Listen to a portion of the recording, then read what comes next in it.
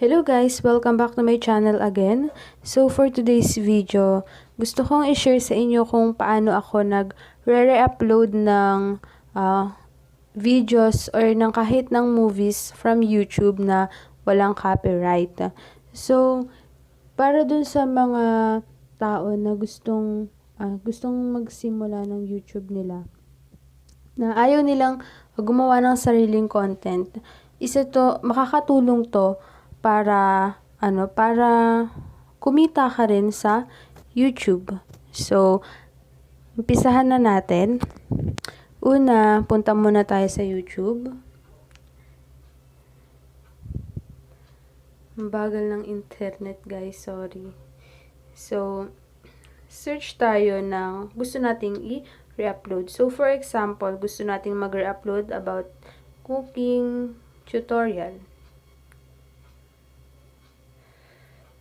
So, search lang.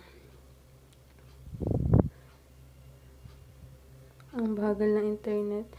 So, nakikita nyo ba tong parang mga line dito sa right side, sa taas? I-click lang natin yan. Yan. Then, ito yung lalabas. So, i-click natin ito, Creative Commons. Then, click Apply. Then, yan. So, kung mapapansin ninyo, wala yung ibang videos.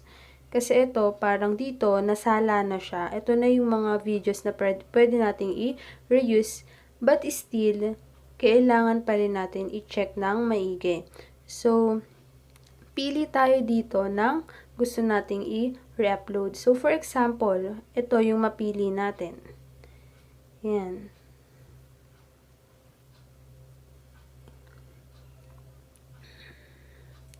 Ang bagal talaga niya.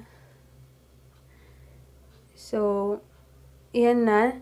Nakapili na tayo. Click natin tong arrow dito. Then, check natin tong description niya.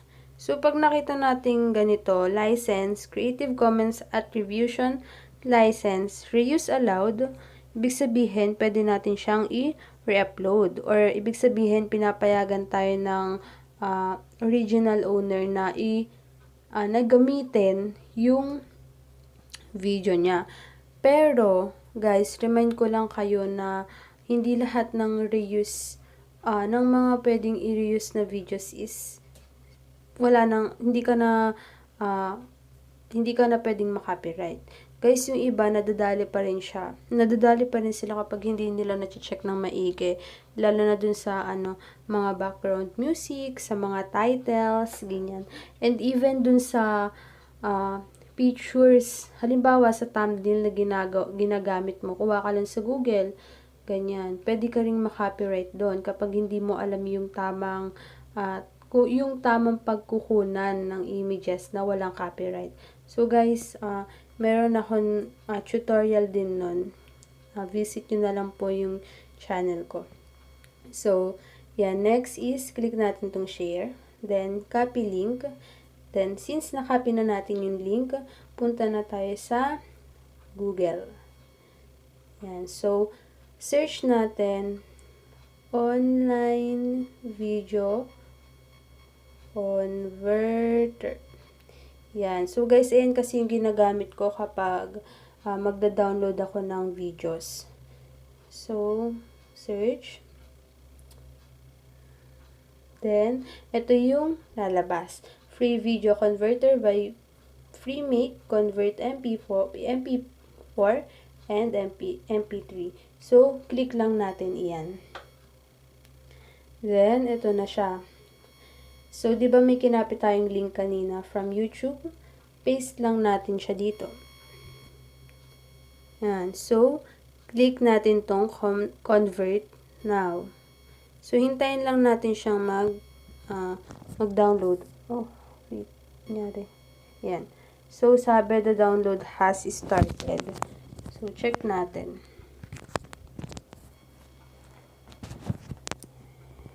Yan na siya, guys. Nag-i-start na siyang mag-download. Sobrang bagal lang kasi ng internet eh. Pero nagda-download na yan. Tayin lang natin saglit.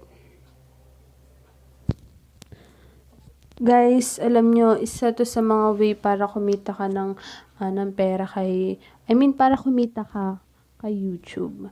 So, kailangan lang talaga dito is tiyagaan and check lang ng check ng maigi.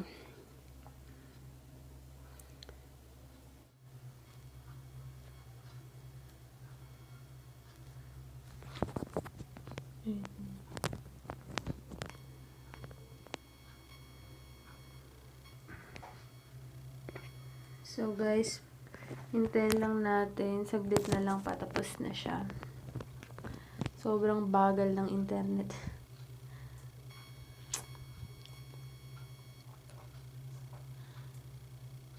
Yan, so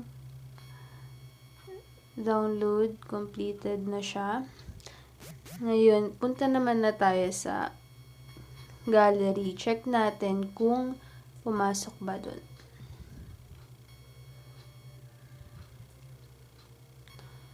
So guys, ito na siya. Yan. So yun lang, ganun lang siya kasimple. So after nun, punta na lang kayo sa YouTube, then gawin nyo kung paano yung way nyo kapag nag-upload kayo. Then guys, wag nyo naman nang gayahin yung title ng pinagkuhanan ninyo ng video. Gumawa na lang kayo ng sarili ninyong title, then description din. Then, lagyan nyo rin siya ng tags para mas maging searchable siya. So, sa akin kasi ginagawa ko, pina-private ko muna siya. Chine-check ko muna siya bago ko siya i-public. So, yun lang. Basta, pinaka-importante, wag ninyong kakalimutan yung Creative Commons. Yun yung pinaka-importante talaga.